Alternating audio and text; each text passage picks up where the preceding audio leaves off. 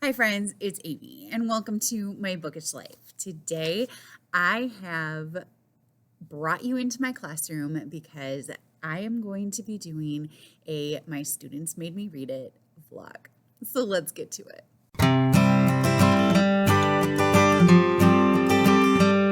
Today is Tuesday, January 25th. And tomorrow, my students are going to come to class, and their attendance question is going to be, what book should Miss Bowman read next?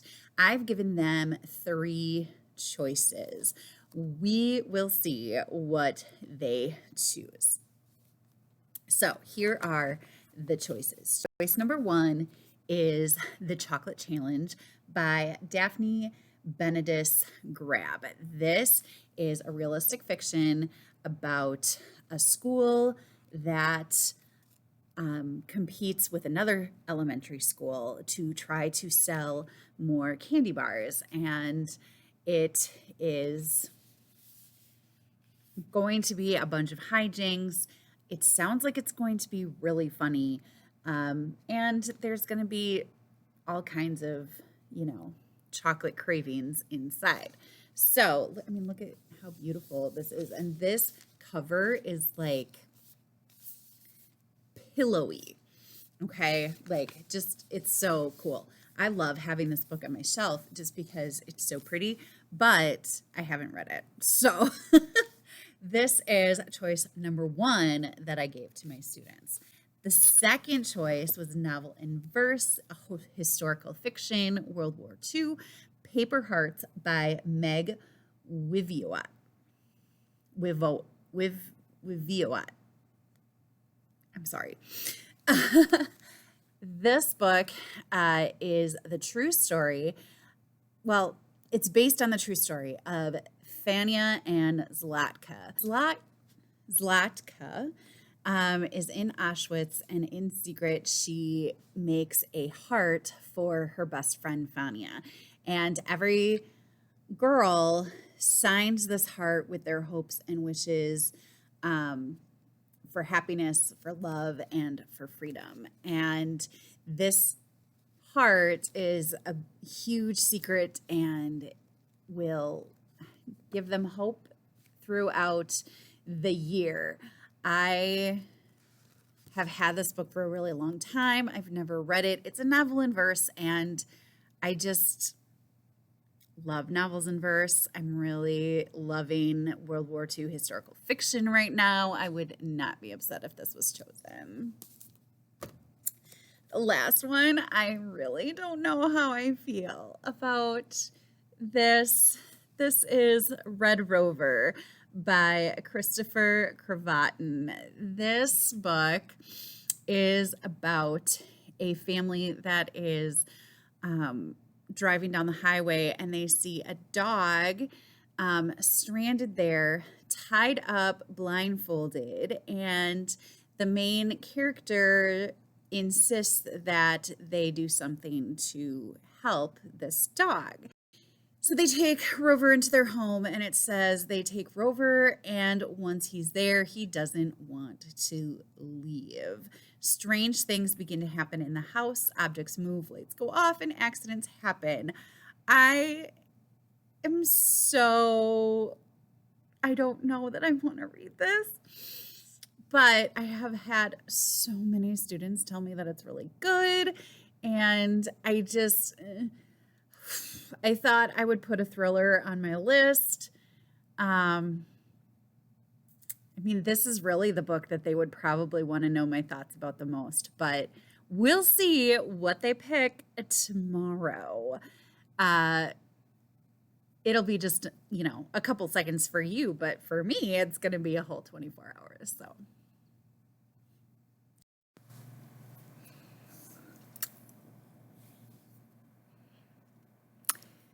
So, in today's edition of Things I Should Have Seen Coming,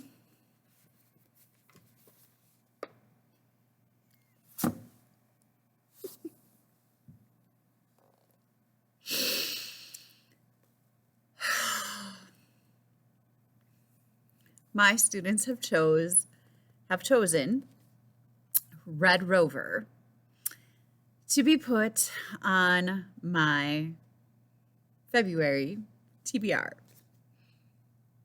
I am excited to read this. I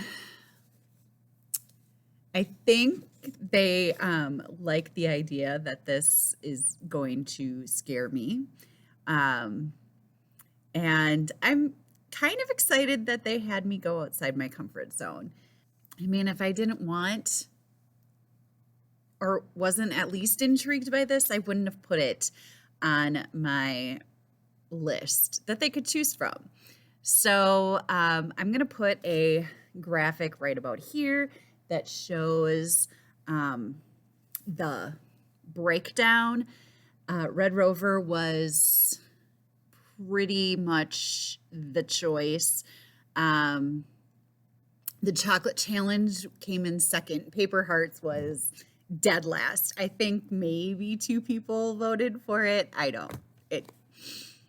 Yeah. Which is kind of the one I was hoping they were gonna choose, but I'm excited. This I do think is going to be a good book. Yeah. We will see how this goes. Stick around. Okay, so I am picking this up. It's February 2nd. I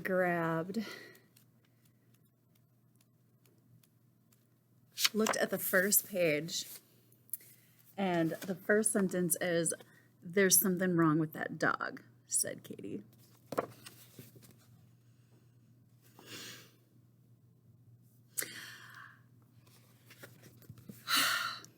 All right, let's see how this goes.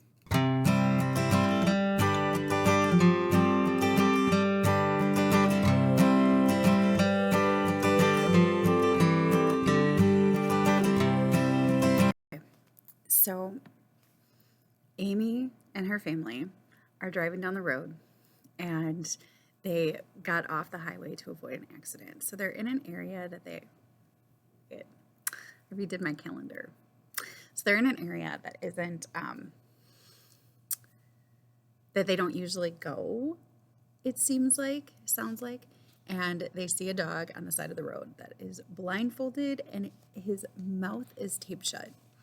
And Amy is understandably upset by this and tells her dad to pull over, and they do. And so they're trying to decide what they should do about this dog. And her dad is like, well, this could be somebody's dog. Okay, if you see a dog on the side of the road and its mouth is taped shut and its eyes are blindfolded, I don't care whose dog that is. They don't deserve it. But also, I just feel like I'm going to not like this dog at the end. And right now I just feel sorry for him. So that's a little bit, all right. I'm going to keep reading, but I'm going to not record that. But I'll check in a bit. Bye for now. All right. I am 3 chapters in. This dog is creepy, my friends. Like, it's so weird. The dad calls the animal shelter and says, we found a dog on the side of the road, and the person is like, oh, that's terrible, blah, blah, blah, blah, blah. And so he's like, yeah, his mouth was taped shut, and, and his eyes were blindfolded, and we don't think he's hurt, and all of a sudden the attendant or whatever at the shelter said, what's his name? And he was like, well, it doesn't have any cards or anything. It's just, don't know any tags. We don't know. And so he's like, what? Yeah. She's like, what is his name, sir? What is his name? He's like, well, my daughter called him Rover, but she just made it up. And the attendant hangs up on him. Creepy. It's very intriguing so far because you see this dog that is just really excited to see them and is really a good dog. But you know that something terrible is happening because it says bad dog, very bad dog on the cover. I mean, you know it's not going to be good things. And right now, all you see is this dog that wags its tail when it's talking to people. And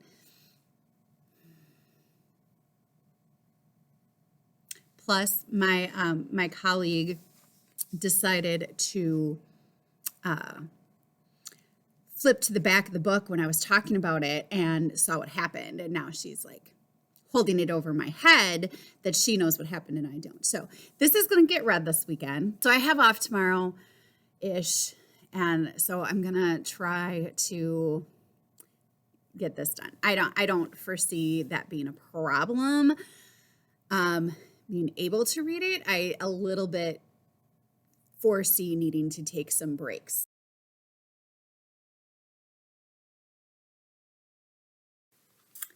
Good morning. So I am on I'm about to start chapter 15. I am on page 127 of 227, 128 of 227. So I have a little less than 100 pages left. This is just reading so fast because there's so much suspense buildup. There's a scene in the attic where she's going around and looking at all these things. And she's always been afraid of the attic. So this is like, it has nothing to do with the dog at all, but it just builds up all of this suspense. And you're just like, what is going to happen and what's she going to find and things like that. In chapter 4, we meet Amy's friend Marguerite, which is a little interesting to me because she kind of makes it sound like she doesn't really have a lot of friends, but then we meet Marguerite, and Marguerite is so cool. Like, she's the kind of friend you want because she tells it like it is, but she's also very caring. She's like funny and just like quirky, and Amy and Marguerite make a really good pair. The story is told in third person point of view, which means it's told by a narrator and not a character. But it's also told almost like it's sitting, like the narrator is sitting on Amy's shoulder and inside Amy's head. So we know all of Amy's thoughts and emotions, but we don't know any of other characters' thoughts and emotions unless Amy finds out about them. And that's called third person limited, as opposed to third person omniscient, where the characters or where the reader is allowed to hear and know every character's thoughts and emotions because the narrator is letting us know them. And I love third person limited point of view. I love that, just that idea that we are slowly given information based solely on what one character is able to obtain. And Running Out of Time by Margaret Peterson Haddix is another one that has third person limited, and I love that. The Keeper of the Lost Cities is told a lot through third person limited, and I am loving that series that I'm buddy reading with one of my friends. And I am noticing more and more how much I really, really love and connect to stories that are told that way, because you really feel a connection to Amy and how she's feeling, and you're getting the information as Amy is getting it as well. And it's just, I think it's really cool. So weird things are definitely happening. There is a scene at the science fair that is kind of disturbing, but very, I mean, it's important to the story, but it's a disturbing situation. There have been at least two incidences where Amy credits Rover for making somebody vomit like uncontrollably. It seems like Rover's kind of able to control things that dogs shouldn't be able to control. And he kind of has like this connection with Katie, Amy's younger sister, that is strange. So something will happen and Katie's like, he doesn't like it when you do that. You need to stop. And like, well, how do you know? And she's like, well, he just kind of put it in my head. And this isn't like a spoiler that has anything to do with the story, but I saw a word that I have never seen before.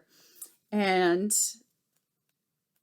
on page 115, and she's looking up something.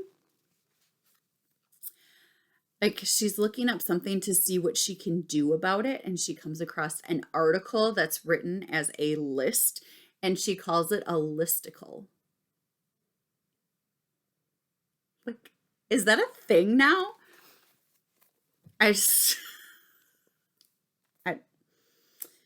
There are a lot of articles that are written that are like 10 things that you should do about this and 10, so I don't know. I guess I never really thought about it like that, but I thought that was really cool. So I'm going to take a break from Red Rover because it can be a little much, but I really am enjoying it. Like I said, I didn't want to put it down. I just feel like he's staring at me. So I just need to put him down, upside down, and read something else for a little bit. Do work on something else for a little bit, and I will get back to it later. Bye for now.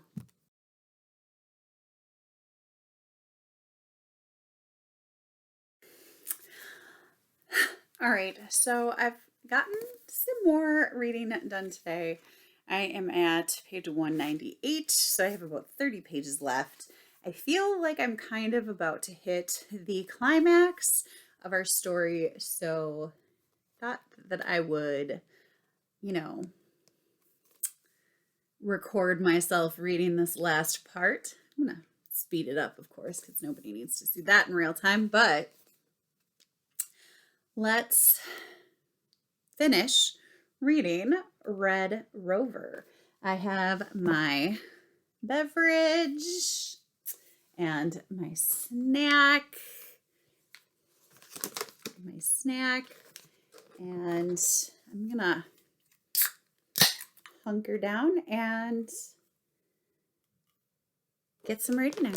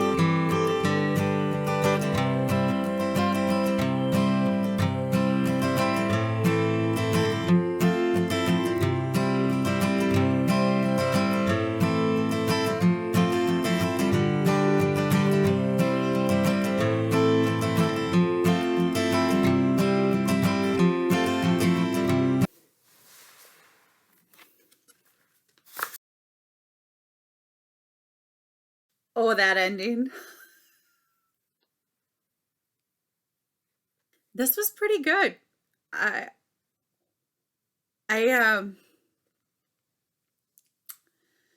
there was definitely like a supernatural part to it. It's not your average everyday bad dog. Is that a thing? I don't know.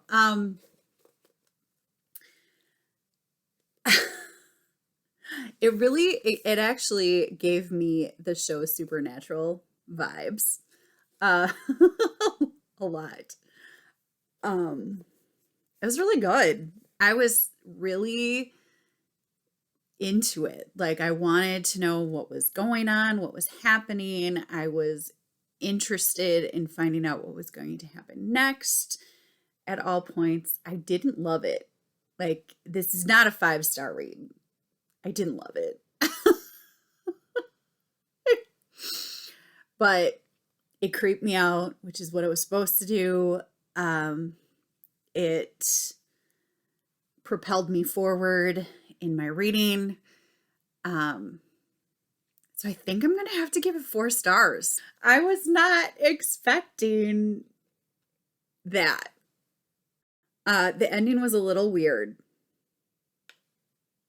I mean, it was good, but it was weird. It was weird to watch. But it was steeped in kind of like folklore and even a little bit of actual ideology of evil spirits and things like that.